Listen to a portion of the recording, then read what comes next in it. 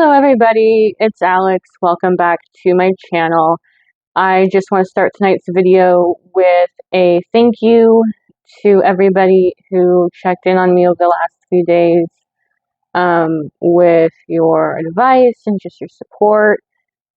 Really means a lot to me. Quick update for you guys. I was having some jaw pain on Wednesday, ended up going to urgent care, got diagnosed with TMJ, probably due to anxiety. I've just been clenching my jaw so much that like all the muscles in here were just shot. They're like, no, thank you, we're done. I was prescribed a like anti-inflammatory pain reliever that shout out to Grants Pass Pharmacy, did deliver to the office. It's totally fine. And I haven't felt the need to take it. I felt really well yesterday, almost fully recovered, and then today I would say that I'm at like 95%, but I still have it on me for if I have other flare-ups, I guess, because that's possible, unfortunately. So I'll have those on hand for if I need them. I might still be looking into that lemongrass oil as well. But right now I'm doing just fine. So thank you everybody for checking in, giving your advice, everything like that. Now for the actual content of the video. Still trying to figure out how to be, normal and natural on camera. So as hinted a bit by a post earlier this week looking into how to write a book review, because I'm an adult and it's been a little while since elementary school, and I had to, the little papers with like who was the main character and, what was the main conflict and all that. It's been a while since I've done that. So, do a little research for tonight's video, which is a book review. It's going to be the first book review for my channel and specifically for my series that I'm doing, which is a recap and analysis of the Vampire Chronicles franchise. So we're going to be starting with the book that started it all, Anne Rice's Interview with the Vampire.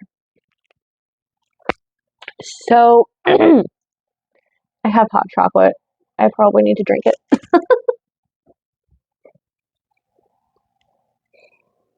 I love this mug. It says, keep your standards high and your heels higher. Which I think is great advice for anybody who feels inclined to wear heels or not.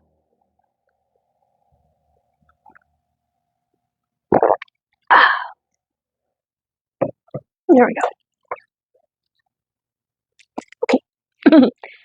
All right, so I'm just going to start off with some basic facts about the book. Of course, it was written by Anne Rice in 1973. It was published in 1976. Some of this I've covered, but this is just like a little refresher. I do want to say up front, content warnings for the book include, but aren't necessarily limited to, because everyone has their own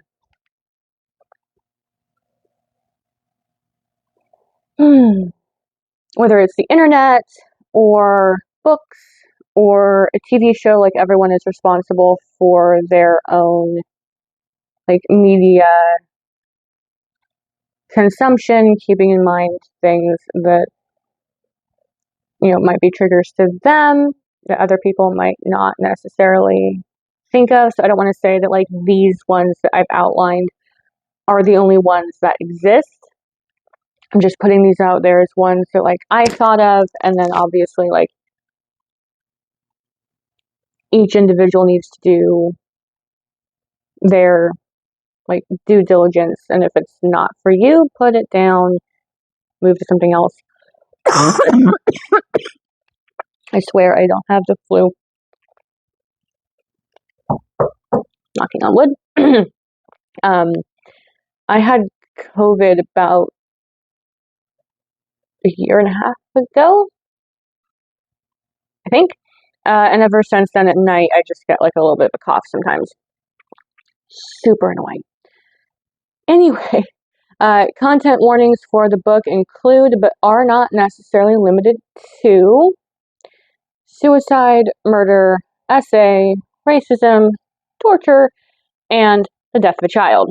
And I will be covering at least some of that in this video, because, doing a review of the book that has the content warnings. Yay. Okay. As a reminder, again, refresher, but as a reminder, Anne wrote Interview with a Vampire in the wake of her daughter Michelle's death from cancer in 1972 by reworking a short story that she developed during the 60s.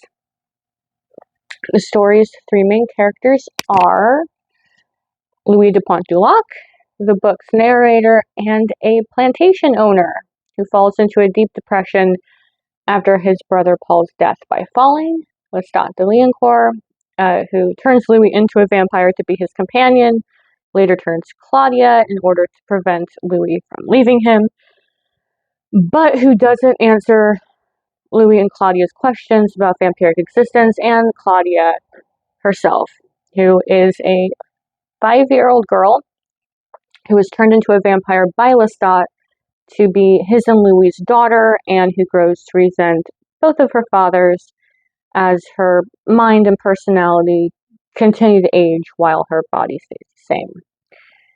Supporting characters include Armand, the leader of a coven of vampires who operate a theater in Paris, and the boy, who is the young reporter that interviews Louis in 1976.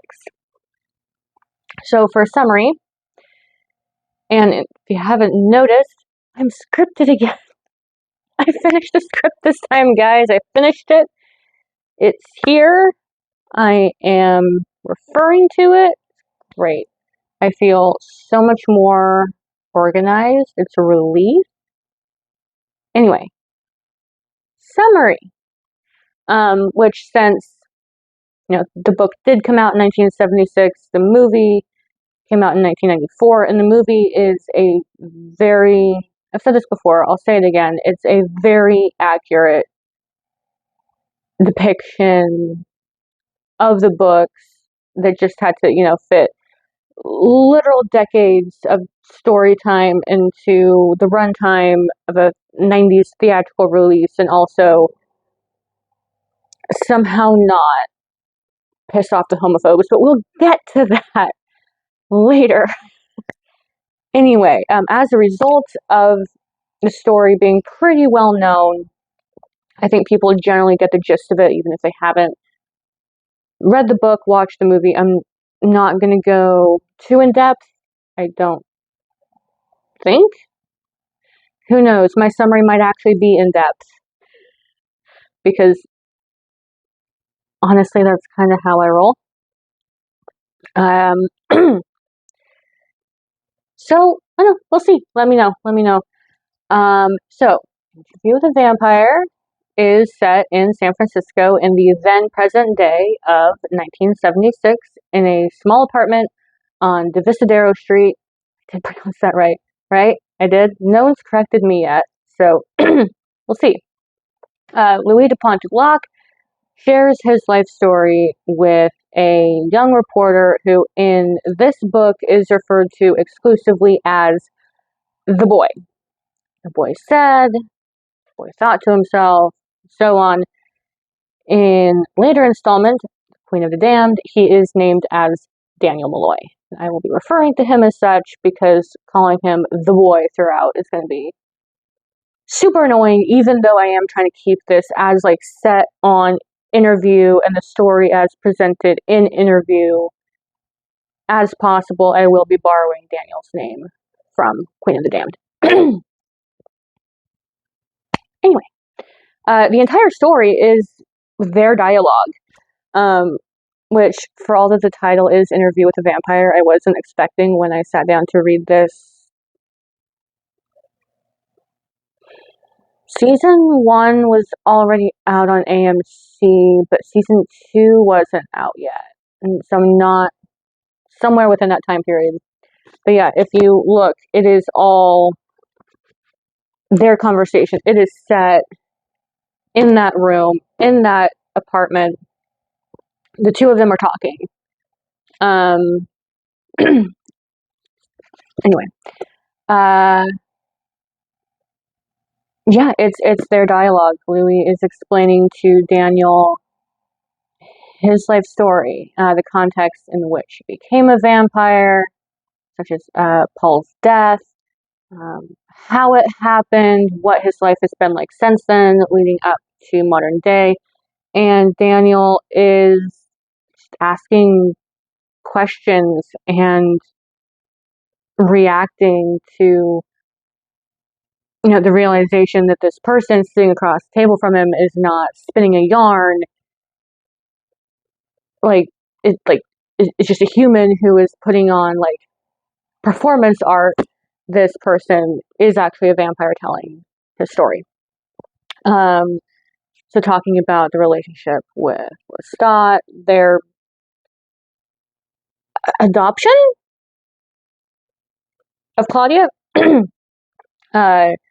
the plan to kill Lestat and its execution, like all of it. Paris, everything for the last few hundred years. I'm not always great remembering dates, but I said it was the 1790s, right? Again, I'm not great with dates all the time.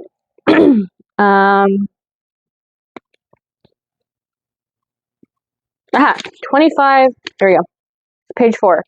I was a 25-year-old man when I became a vampire, and the year was 1791. Ooh, I remembered.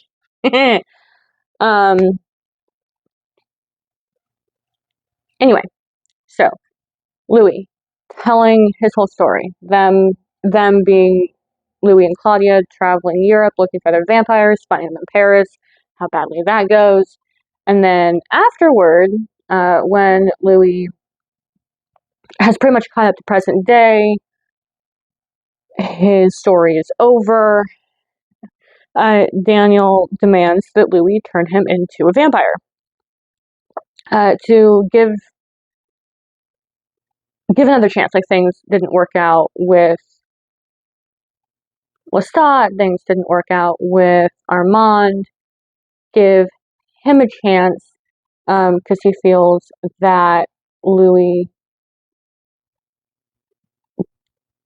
doesn't get his own story. That for all of the tragedy and loss, he's still gotten to do so many things and live such a long time, and that like he's not appreciative enough, basically, of like the good aspects of what he's been through. And Daniel kind of wants a chance to show Louis that it doesn't have to be that bad, basically. Louis gets super offended by this, which honestly fair. Like, you just pour out your heart, including like a bunch of traumatic things that happen to you. And Jasper, my laptop is precariously balanced on top of my suitcase that Jasper decided he was going to climb on. Yeah, you pour out your heart, your miseries, all this awful shit, and then some like 20-year-old kid's just like, "Hey, I want to be like you." Yeah, that probably wouldn't go over so well. So Louis gets angry, decides he's going to try to teach Daniel a lesson, tears a chunk out of his neck, leaves him for dead. Daniel wakes up on his own. Room's totally like, Louis gone, way gone. still the tape recording left.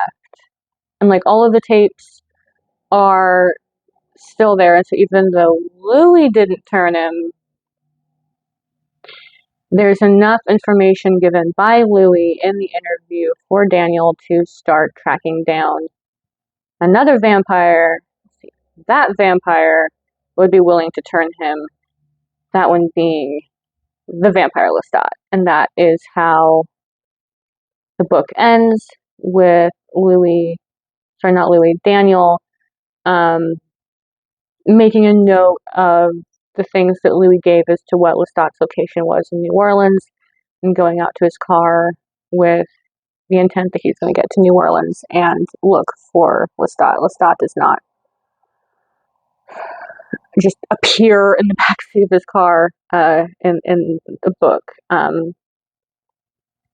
That was really funny in the movie. Doesn't happen like that in the book.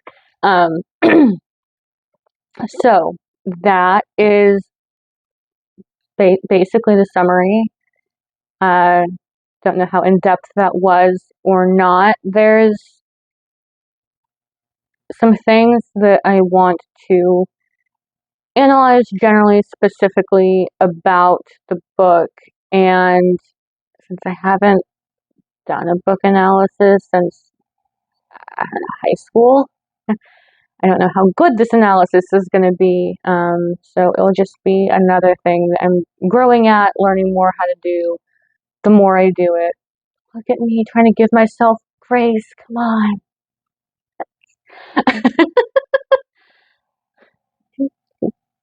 Tell my therapist, gave myself grace last week. Gonna get some more hot cocoa. I don't know why I have this arm raised like this when I drink cocoa. I don't know why. Like, why not? Anyway, there's a few general things about Interview with a Vampire book. I'll hold on to it in case I need it. That I think is worth pointing out because it is very different from the following books in the series. It can kind of feel like The Odd Man Out a little bit, which is not to say you shouldn't read it. You should absolutely, if you're going to read the series, start with the first book. Everything that happens after is based off of what happens in this book, or at least like Louis' telling of it. Like, sequel, the direct sequel, Vampire Lestat, only exists, like, it's a response to Interview. Like, in universe, I'll get to it in its own video. Spoiler alert. I don't know, maybe not. But Lestat finds a copy of the book and sees what Louis, like how Louis depicted him, and some things that he said that I think Louis probably believed, but wasn't necessarily the whole truth. Just different things going on. And of course, the fact that he told his story to a reporter who published the book. In universe, Daniel does, like in book universe, Daniel does publish his book, Interview with a Vampire. After that encounter in the 70s. In doing so, he's violated one of the vampire laws, which is you don't reveal the existence of vampires. He did to someone who then published a book about it. That's later. Point of it being, even though this book is different from following installments, still absolutely necessary to read. It all hinges on this book. So, how does it differ? It's written in the third person. The boy said this, the vampire said that. Whereas the other narrators, mainly being Lestat, not always, mostly but not always, it's first person. I said this, I did that. And it's also completely set in, the present of the time being 1976.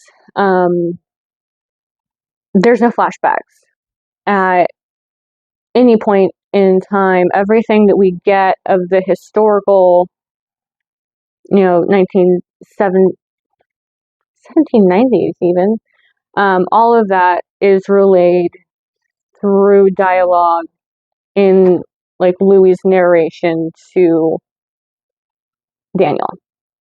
No flashbacks. It's all, we had this kind of carpet, because he does describe like the house on Rue Royale.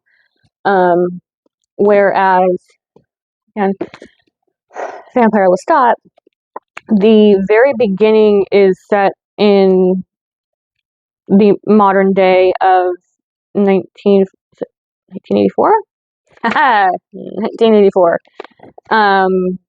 And then the very end is also set in 1984. But then the whole, like all of this basically, is set in the past.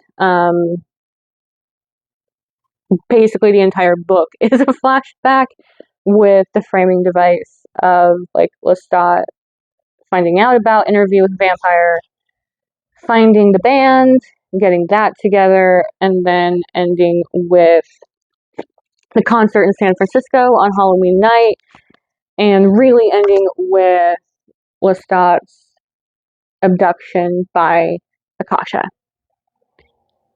So again, mostly flashback with a framing device, completely set in modern day, just talking about the past in actual dialogue. Also, like, yes, this is the only book narrated by Louis. Louis does not narrate another book after this one, which, as I believe I talked about in my series intro video, Anne really struggled with writing from Louis's perspective after this book, because of how much she was a personification of her grief, and getting into that mindset was very difficult, was not exactly healthy. And so Louis's journey through the books gets really interesting, because she really for a while tries to have it like as little to do with Louis as possible. Tries to get Lestat with other characters, and then realize, no, it really all goes back to Louis and Lestat. And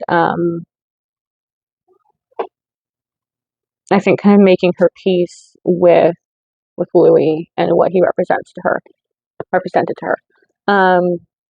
So this is the only book that is narrated by Louis, and it's just, I guess it's a minor thing, I guess, but even the way that, Louis is described pretty consistently throughout, but in this book, for some reason, he's wearing a black cape, like Christopher Lee, Bela Lugosi black cape, which there's no indication that he's doing it to lean into a bit or for irony's sake. Maybe he was.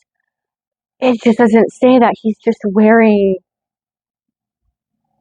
a cape. Like stereotypical vampire cape. Which is just, it kind of cracks me up a little bit. Like here it is from page 3.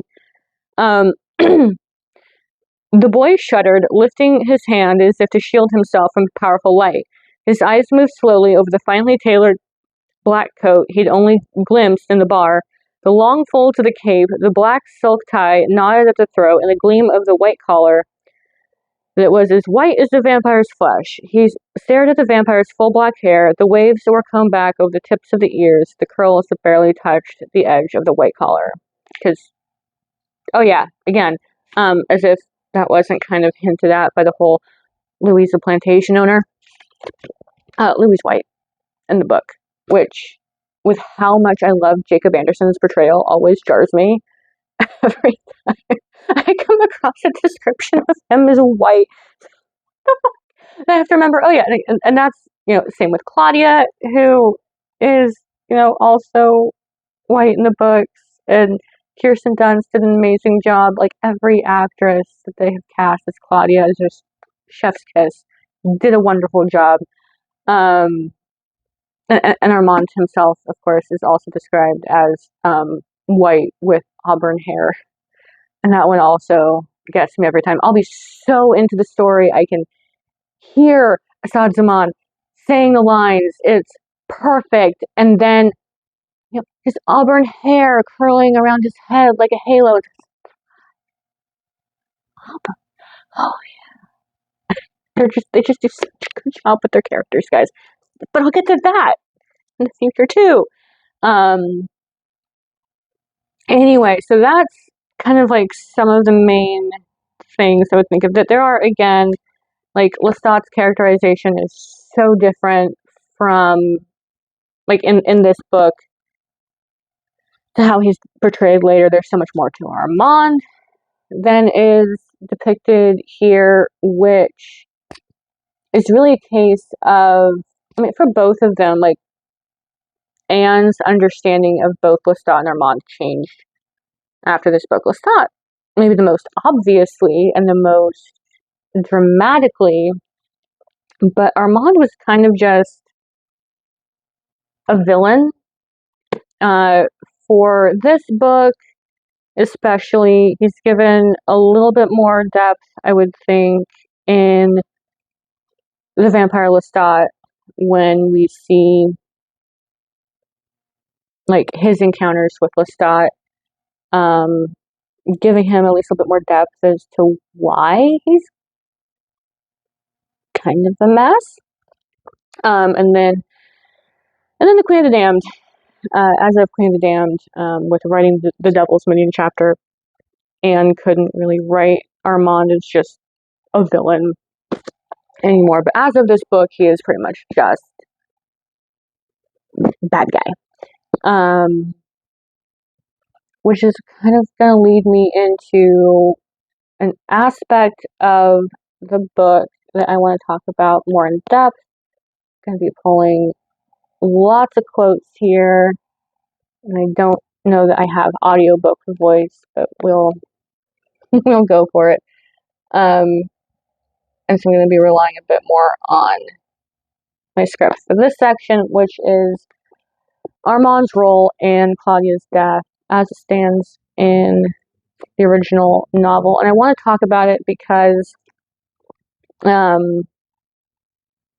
obviously it's the basis for how it's depicted in the movie, which is basically beat by beat lifted from the book.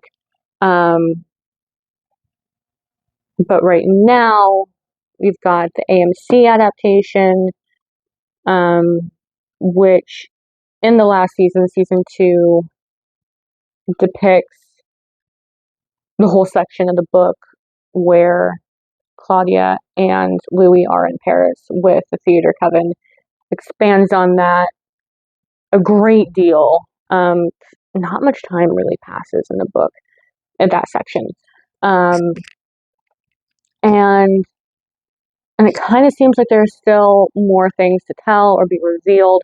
And so I want to really dive into how it happened in the original novel to see, like, what that might inform or indicate about the adaptation. So, second season ended with Daniel revealing to Louis that Armand didn't witness the play, he directed the play, which, curiously, is something that Louis seemed to be aware of in 1976, is kind of indicated in the 5th episode, which is Don't Be Afraid, Just Start the Tape, which, again, like, as I've said, all of the episode titles for the first 2 seasons were taken from the book, and actually Don't Be Afraid, Just Start the Tape is literally page 3. Don't be afraid, just start the tape. Modern day Louis seems to earnestly believe that the Theater Coven had overthrown Armand in favor of Santiago's leadership, and that Armand was forced to watch the play while being under the watchful eye of Sam Barclay and his prop scythe? Like, I'm pretty sure that the scythe that Sam is seen wielding in that, like, supposed flashback, and Armand's, like, peering out from, like, the booth, was the prop scythe from the Gentleman Death sequence. But, whatever, man. The mind gift, really. So it seems to be something that he was aware of in the 70s, but not aware of in, like, the more, like, the modern day. And so the repercussions of Louis remembering the truth, that he knew the truth and was made to forget it, was made to think something else, like, that's going to play out. I would imagine, in the upcoming season, and maybe even after that as well. I know there's speculation among fans that more of the trial was filmed than we've been shown so far, and I don't know if that's true. I do not know if that's true. That's speculation. That's, like, nothing that I think has been confirmed. Like, I've just heard things from, like, people to stay anonymous, and so it's like there's not really any way to verify it to my knowledge. Anyway, point being, carrying on. In the book, the Coven doesn't have this whole show of, like, welcoming Claudia and Louis and, like, just, like, talking to them so friendly and, being curious about them, and like the whole way that they're depicted in the beginning of season 2.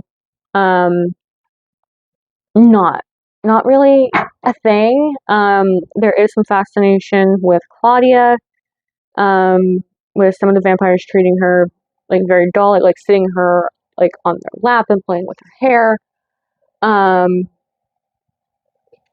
she and Louis don't really live in Paris. I think they lived in Paris for almost a decade. Somebody figured out in the show, and again, this is, like, a really brief period. Um,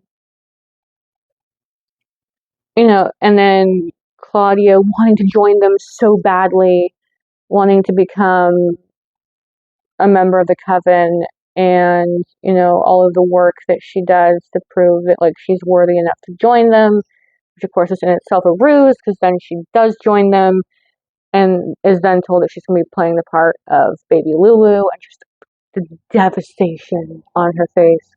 Props to Delaney Hales for that one.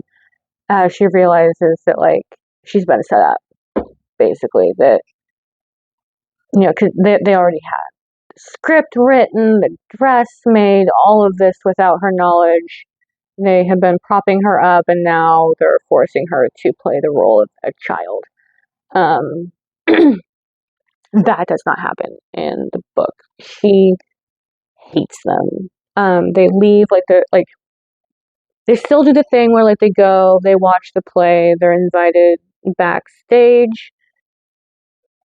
More happens backstage, in the book, where Armand, like, takes Louis and Claudia aside. Claudia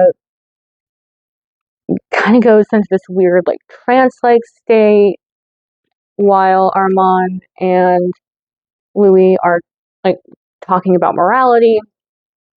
There is the whole thing with, like, I think is it Celeste or Estelle, both, just fawning over, like, Claudia's appearance and treating her like a doll. And then they leave, and, like, immediately after, like, they're out of earshot, it's just Claudia and Louis, and Claudia's like, I hate them. And talking about how disappointed, they've searched all over for other vampires, and they finally find other vampires, and this is it. Really, yeah, she just hates them, like, right away, and is so disappointed, and so none of that is, like, that's a big difference from book to screen. Not one that I don't like, though. I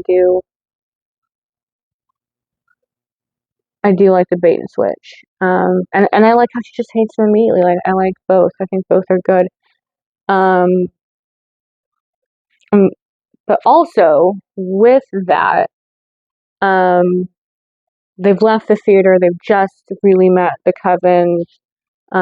They've had that weird situation with Armand, where like Armand and Louis are talking and having this whole conversation, and Claudia's just kind of sitting lifeless on a table, like staring and not really.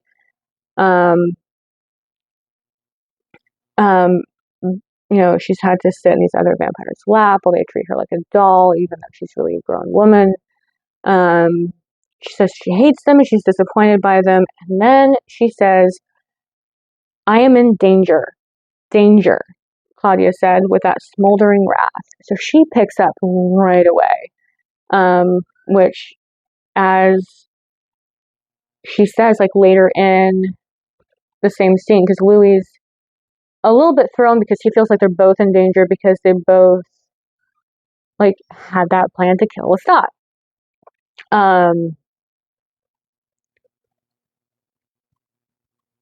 So he's a little bit confused about why like Claudia is concerned about like herself specifically.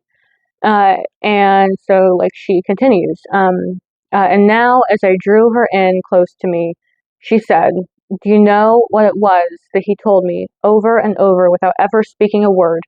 Do you know what was the kernel of the trance he put me in so my eyes could only look at him, so that he pulled me as if my heart were on a string?" "So you felt it," I whispered. "So it was the same." "He rendered me powerless," she said. I saw the image of her against those books on his desk, her limp neck, her dead hands.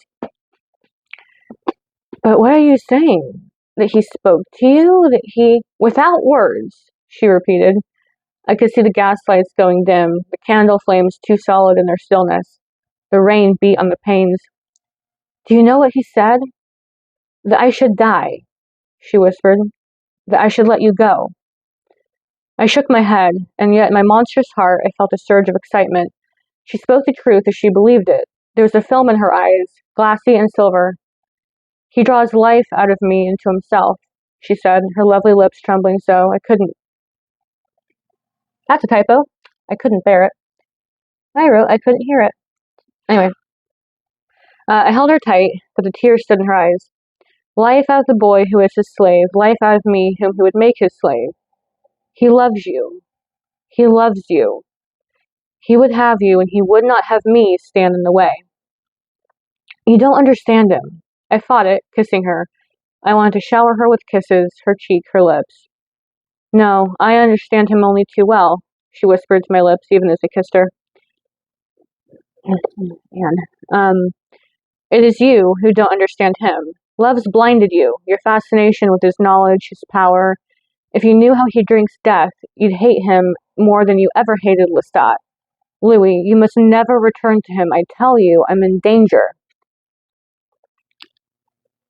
And Louis, rather than just believing Claudia and trying to find a diplomatic way to leave Paris, which might not have worked, to be fair, chooses to reveal Claudia's concerns to Armand.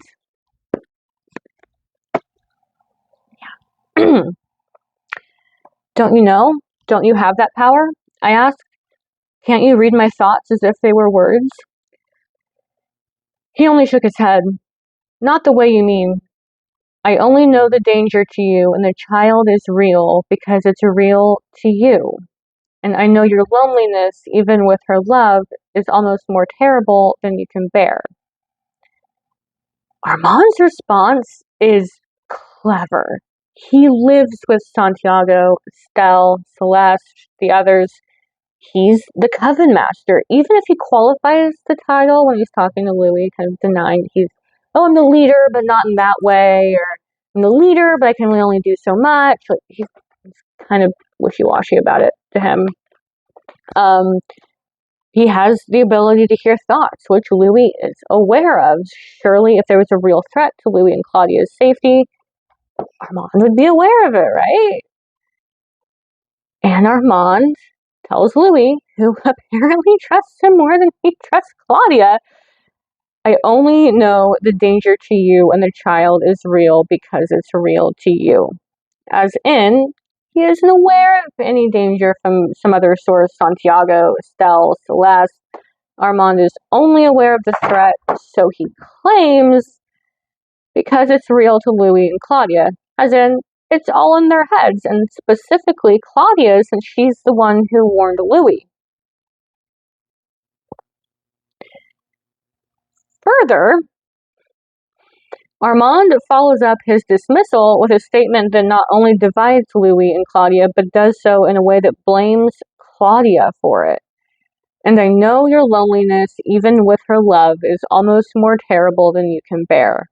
As in, Claudia's love is not enough for Louis. Her love is insufficient. Louis is lacking, deprived with just Claudia's love. Armand dismisses the threat to Claudia's safety and in the next breath blames her for Louis' lack of emotional fulfillment. As for Louis, on the one hand, there's Claudia, who he loves as a daughter. Louis has known her for decades. He knows how intelligent she is. And on the other, there's Armand, who Louis has just met for the first time. And when Claudia tells Louis that her life is in danger from this man that they've just met, he trusts Armand over her. Not only that, but he reveals Claudia's fear to the very man that she's afraid of. Louis, my man, you are not.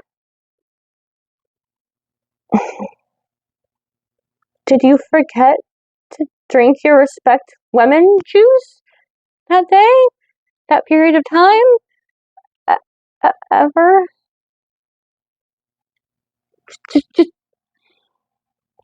what exactly was Louis thinking? If he was thinking, so let's say, okay, Claudia's telling the truth, which she was telling the truth, that Armand was holding her in a trance in which he's telling her over and over and over that she should die, while carrying on this whole conversation about morality with Louis as if he's not like mentally tormenting this person. What did Louis expect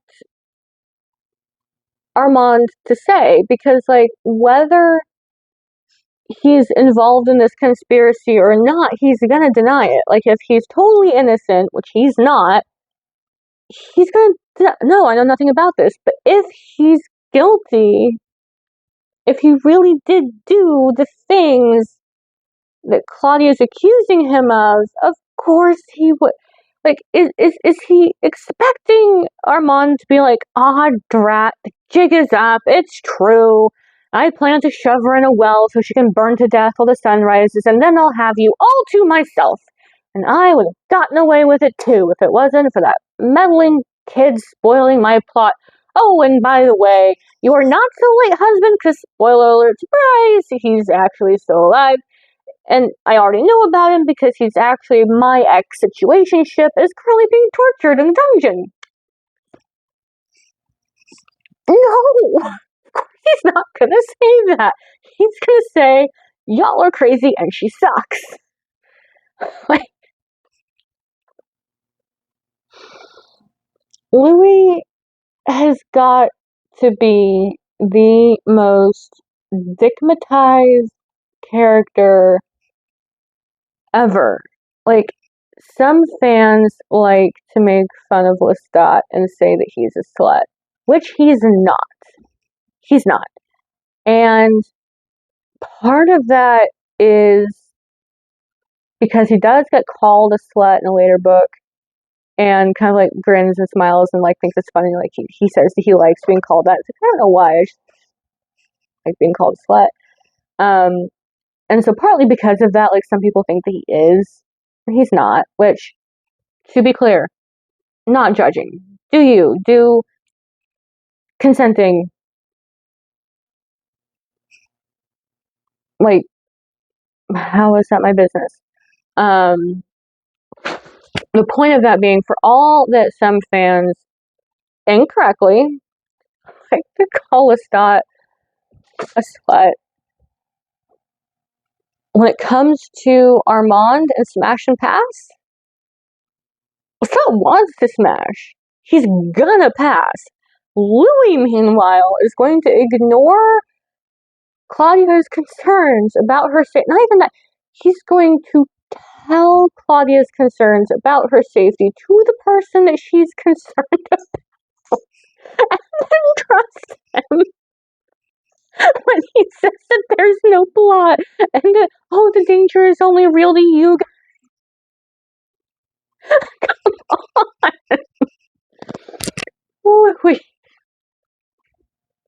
Louis, I get it. Whether it's whether it's Antonio Banderas or Assad Zaman, those are two attractive people. But that's your daughter? That's your daughter who's concerned that your new boo is gonna kill her.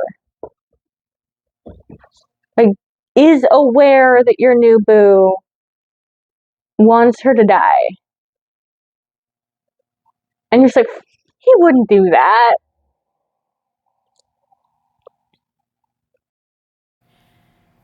Hey everybody, it's Alex. Sorry about the sudden location change, audio change. I don't know how well um, my just regular laptop camera is going to work.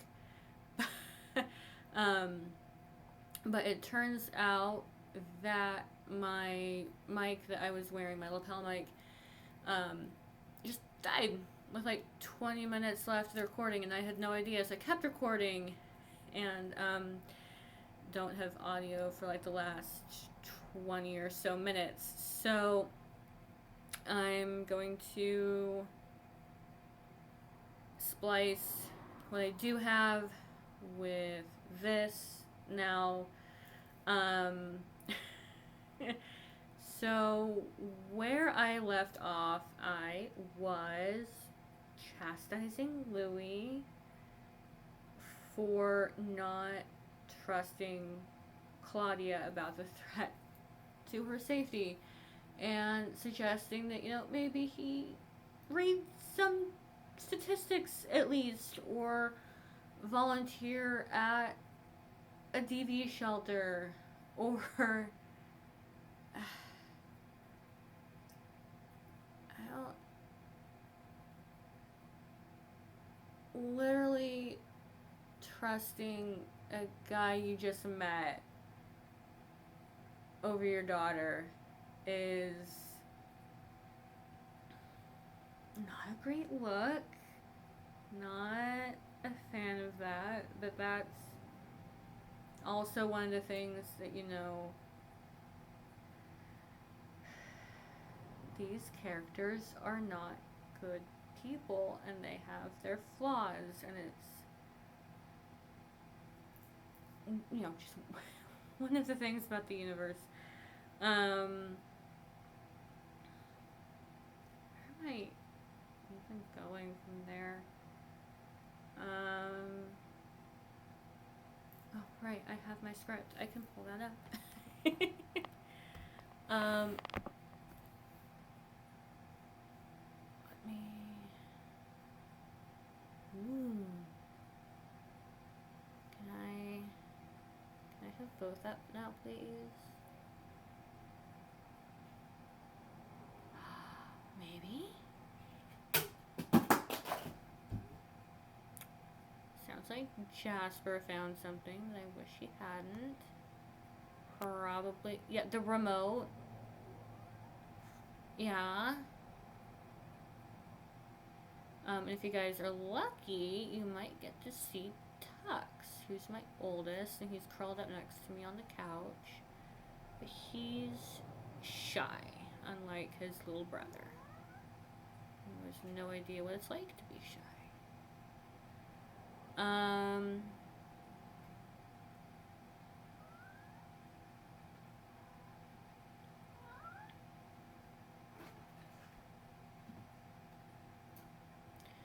all the times I listen to the clip of what I do have to figure out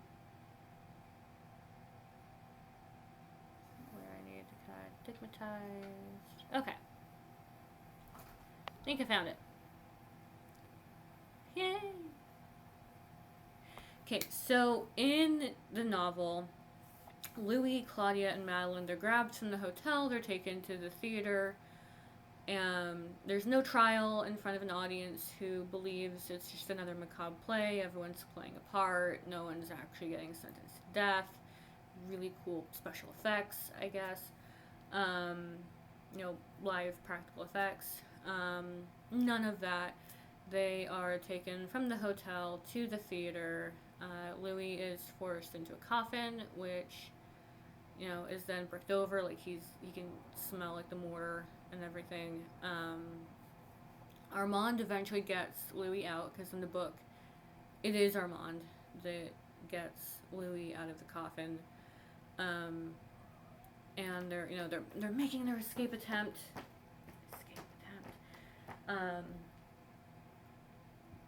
And like Louis is insistent we have to go back for Claudia. We can't leave her here, and Armand refuses to even try. There's Jasper photobombing again in his sweater. Refuses to even entertain the idea of rescuing Claudia. And even then, he was on the verge of going on. He began shaking his head even before I spoke. "I can't save her," he said. "You don't honestly expect me to leave without her? They must have her in there." I was horrified.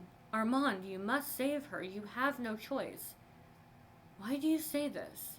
he answered. "I don't have the power, you must understand. They'll rise against me. There is no reason why they should not. Louis, I tell you, I cannot save her. I would only risk losing you. You can't go back." I refused to admit this could be true. I had no hope other than Armand. But I can truthfully say that I was beyond being afraid. I knew only that I had to get Claudia back or die in the effort. It was really very simple, not a matter of courage at all. And I knew also, could tell in everything about Armand's passivity, the manner...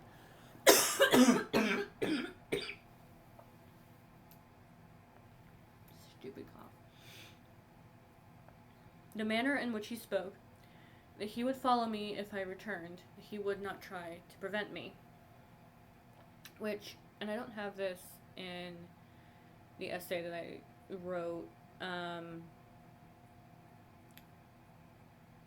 but as I was going back through the book for this review, I was really struck by how,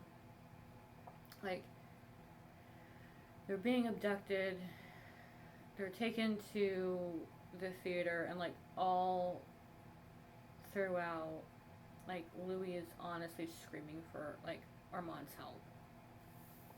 Insisting that Armand's gonna put a stop to what's happening. He fully believes that Armand is going to save them. Which is just, considering everything that he'd been warned about by his daughter, does not line up, but he really does seem to believe it, which, wild, don't understand, but whatever. Louis, man, I know he's pretty, but come on. And so then we get to, after Louis gets back into the theater, and of course nobody tries to stop him or anything, finds Claudia and Madeline. He sees Lestat holding Claudia's dress and crying. Lestat, Louis,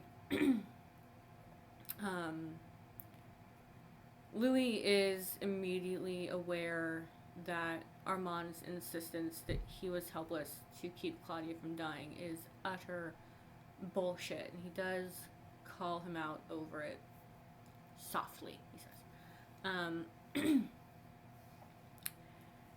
I could not prevent it, Armand said softly to me, and I looked up to see his face unutterably sad.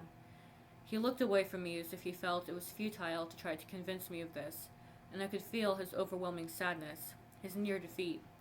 I had the feeling that if I were to vent all my anger on him, he would do little to resist me, and I could feel that detachment, that passivity in him as something pervasive, which was at the root of what he insisted to me again. I could not have prevented it. Oh, but you could have prevented it, I said softly. You know full well that you could have. You were the leader. You were the only one who knew the limits of your own power. They didn't know. They didn't understand. Your understanding surpassed theirs. He looked away still, but I could see the effect of my words on him. I could see the weariness in his face, the dull, lustreless sadness of his eyes. You held sway over them. They feared you, I went on. Which, sidebar, at least kind of, AMC's, I'm scrolling and trying to,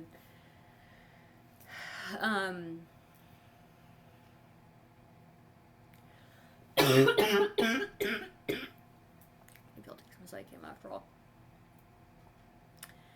AMC's choice to name the episode in which Claudia and Madeline die, I could not prevent it after Armand's false insistence when he was the one responsible, is diabolical. Like, that episode title dropped, and you know what's gonna happen in that episode. That he was very much like the instigator, the director of. And yet, he has the audacity to just be all, I couldn't prevent it. Oh my god.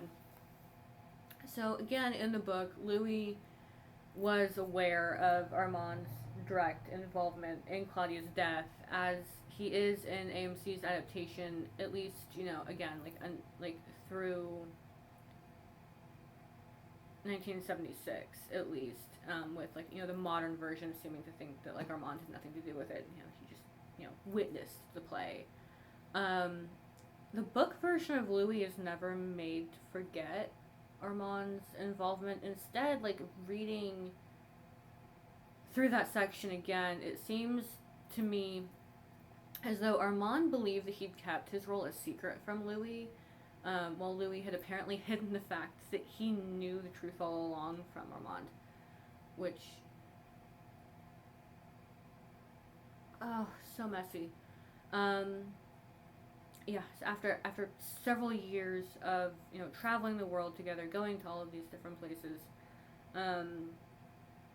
Louis eventually takes Armand to New Orleans. He'd missed it. It's kind of been one of those long time coming kind of things where he had to go back. And Louis visits Lestat, which again, I'm trying to keep to just Interview with the Vampire as much as possible, but Lestat does dispute that later on, which whatever. Okay, we'll get there. After Louis returns from reuniting with Lestat, Armand is intensely curious about what Lestat might have told Louis about what happened in Paris. What should he say about Paris? That he didn't want Claudia to die? I asked. Claudia again. The name sounded strange. Claudia spreading out that game of solitaire on the table. They shifted with the shifting of the sea, the lantern creaking on its hook, the black porthole full of the stars. She had her head bent, her fingers poised above her ear, as if about to loosen strands of her hair. And I had the most disconcerting sensation that in my memory she would look up from that game of solitaire and the sockets of her eyes would be empty. You could have told me anything you wanted about Paris, Armand, I said. Long before now. It wouldn't have mattered. Even that it was I who... I turned to look at him I turned to him as he lay there looking at the sky, and I saw the extraordinary pain in his face and his eyes. It seemed his eyes were huge, too huge, and the white face that framed them too gaunt. That it was you who killed her? Who forced her out into that yard and locked her there? I asked. I smiled. Don't tell me you've been feeling pain for it all these years. Not you. Here, their secrets revealed, Armand admits to what he'd been thinking when he had Claudia killed.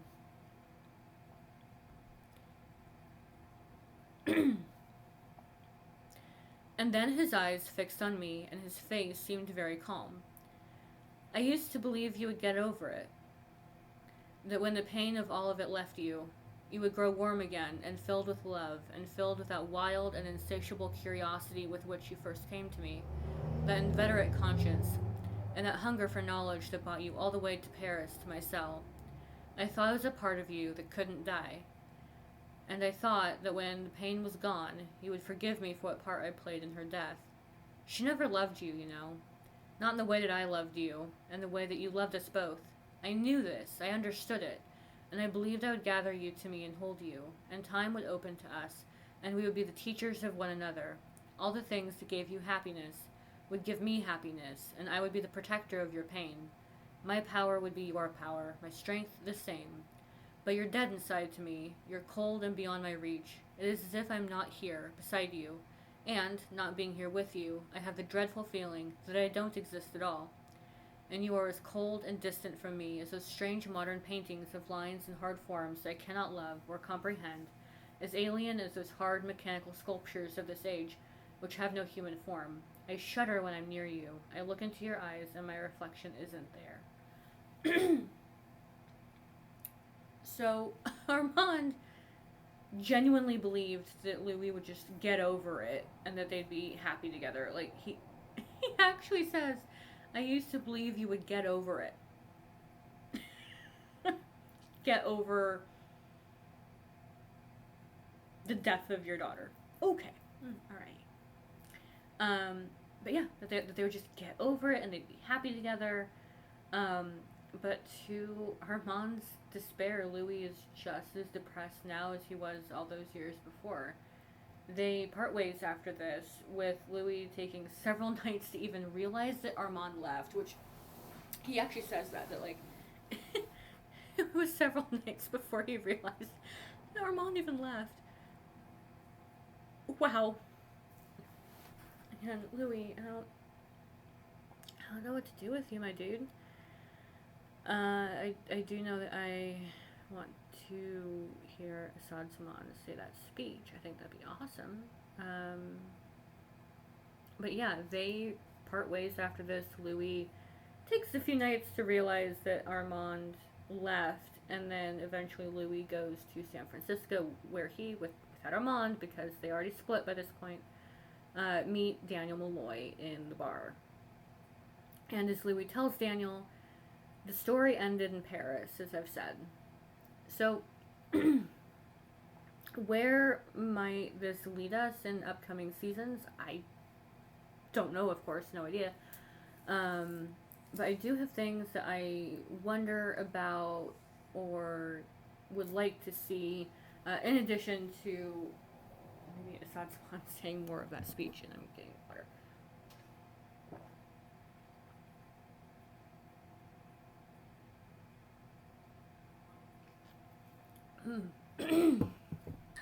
So, oh, my foot is falling asleep.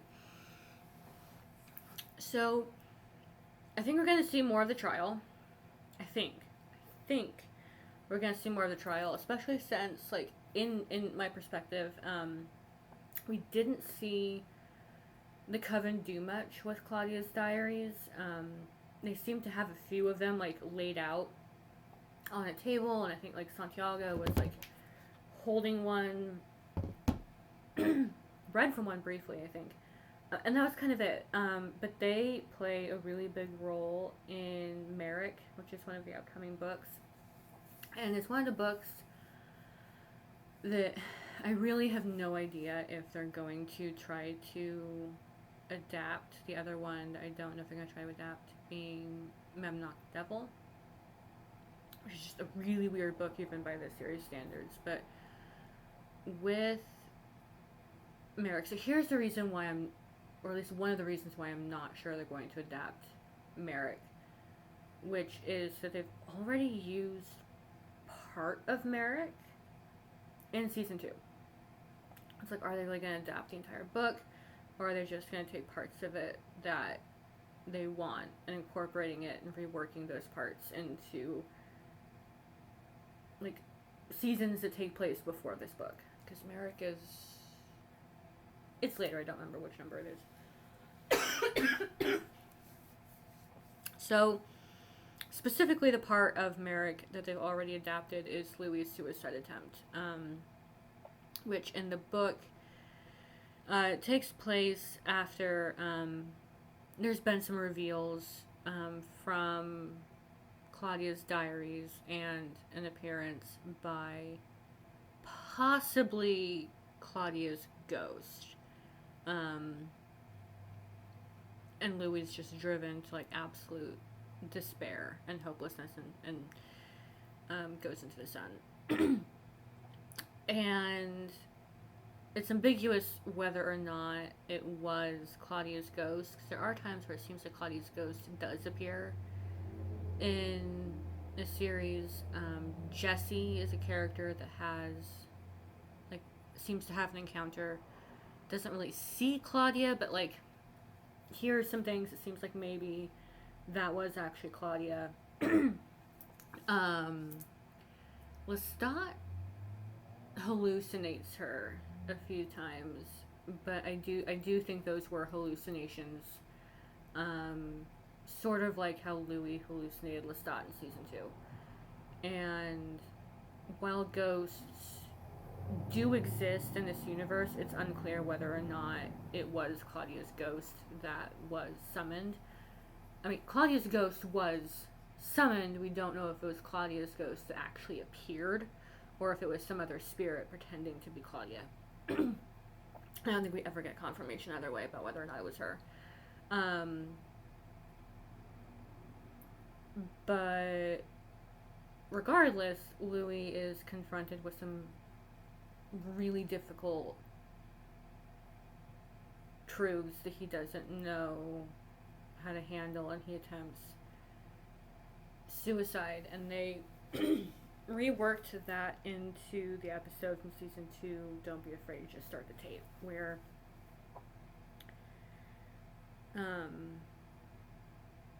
Armand and Louis, they have that huge fight in the kitchen that people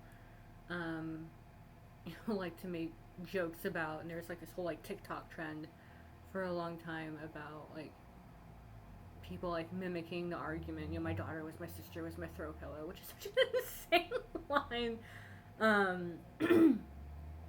But partway through, Armand has this accusation, which seems to be taken from that speech that I just read. But she never loved you, which it's like at that point that we kind of see Louis just crumble in on himself. Like, he has been dishing out like whatever he's been getting, he's been serving back. He's had pretty vicious lines himself. But Armand says that and he folds. And admits like he's aware of that. And it's at that point that he goes out the door and goes up to the roof, during daylight hours. and so it seems like that is a reference to Merrick that they've adapted Louis' suicide attempt already, and in both cases it has to do with like Claudia's true thoughts and feelings and I don't want to get too much into it because, like, again, like, I do want to try to keep this about interview as much as possible. But going forward, I think we'll see more of the diaries, since it does play such a role in Louis' attempted suicide from Merrick, which they've already adapted for Don't Be Afraid to Start the Tape. So giving a bit more context to, like, why Armand says, but she never loved you. You know, not like he did, not like I have. And why that hit Louis so hard. When, again, like, he was, like, in the tennis match of their argument, you know, he was serving right back, like, the entire time until that accusation, and he just folded. So why that hit so hard?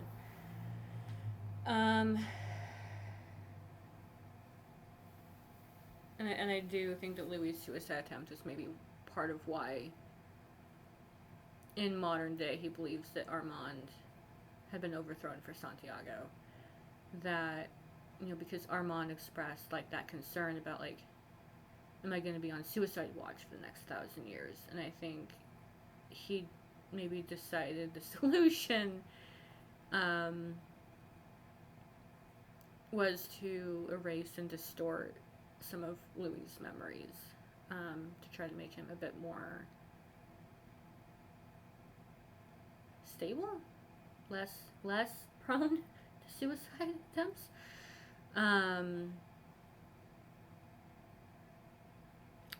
But yeah, that is everything I think that I wanted to address specifically. And again, like, I have no idea how, like, this video quality is, audio quality. Not used to filming this way, so we'll see how it all goes.